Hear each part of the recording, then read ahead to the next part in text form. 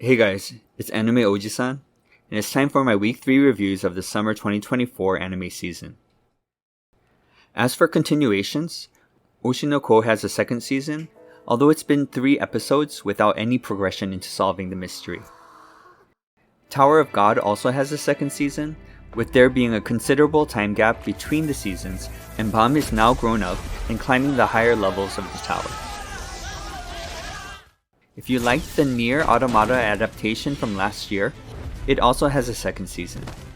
It's the same level as the last season.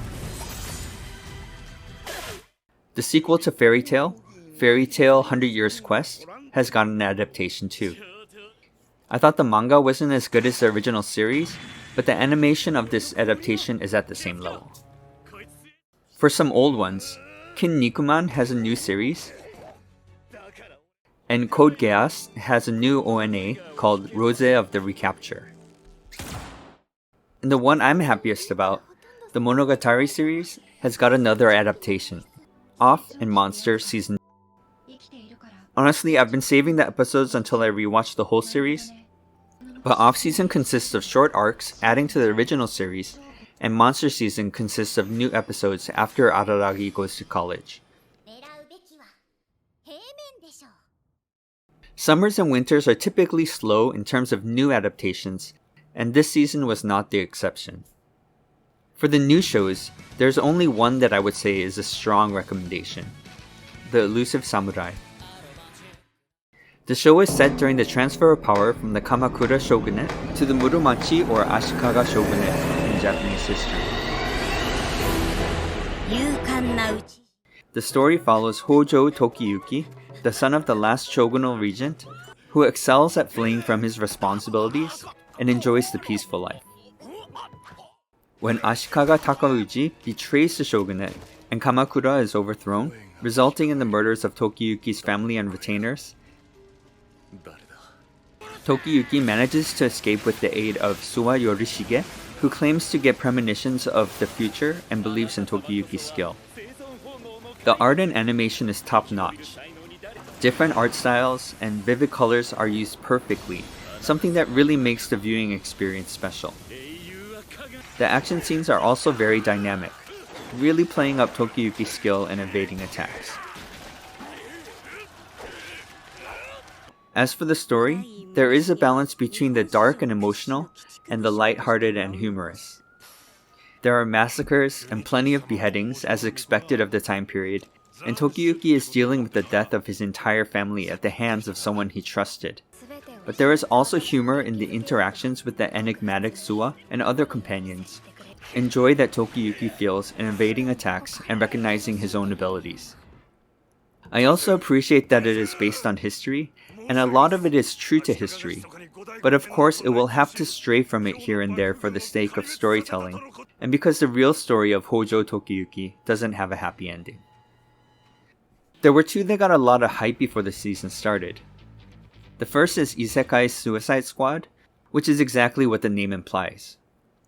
Suicide Squad, consisting of Harley Quinn, Deadshot, Peacemaker, Clayface, and King Shark, are sent through a gate to a world of swords and magic on a mission. It's not bad by any means, but I have been hoping for something novel and fresh, on the level of the Batman Ninja anime film. The other that has had a lot of attention is My Dear Friend Nokotan. It follows Torako Koshi, or Koshitantan, a former delinquent turned honor student and school idol, who meets a dear girl, Shikanoko, or Nokotan, and the antics caused by Nokotan that disrupt Koshitan's life. Based on the trailers, I had thought it would be crazier, along the lines of Pop Team Epic, but it's a more standard, absurd type anime. If you like the mystery genre, you can check out Shoushimin Series. The story revolves around the high schooler, Kobata Jogoro, who strives to live an ordinary life, but finds himself wrapped up in mysteries to solve. The beginning has been a little bit slow, and they have been heavily foreshadowing the bitter experience of Kobato from middle school and what kind of pact he has with Osanai, but I'm a fan of mystery stories, so I'm curious to see how things will turn out. If you like Isekai Slice of Life series, the next is Dungeon People. Clay is an expert thief who wanders into a dungeon where her father disappeared, only to find herself approached by the caretaker of the dungeon with a job offer. She assists in maintaining the dungeon, and I'm guessing that it will help her discover what happened to her father, although she hasn't brought up the subject yet. One thing I like about the show is the background art. Instead of only painted backgrounds, there is a sketchiness to it, as if they were drawn with pencil and they kept that in, which I like. If you're into high school romance stories, then I would recommend Pseudo Harem. Although it has the word harem in the title, the harem consists of one person, Nanakura-rin, a first year in the drama club with a talent for acting. She crushes on her senpai, Kitahama Eiji, who playfully wishes he was popular. Nanakura fulfills that wish by role-playing as different tropes, hoping that the clueless Kitahama will return her affection. It's a cute story. If you like Magic Academy stories, check out Wistoria, Wand and Sword. Will Serfort is a student at a magic academy in a society that only values magic, and his goal is to become a top magician called Magiavander. The problem is that he has zero magical aptitude, but he does have exceptional physical prowess and swordsmanship. The plot is nothing new. It's basically a more serious mashle, but the fight animations are pretty good. Of course, there are others I'm keeping my eye on, but I'll end today's video here. Enjoy.